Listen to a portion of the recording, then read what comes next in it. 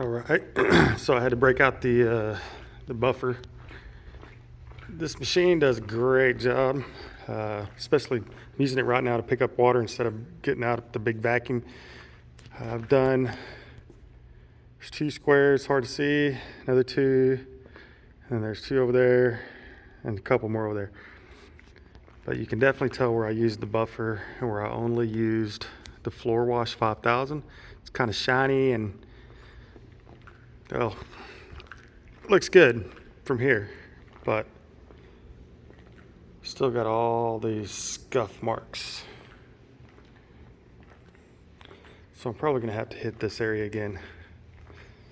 This is with the buffer, just sucking it up.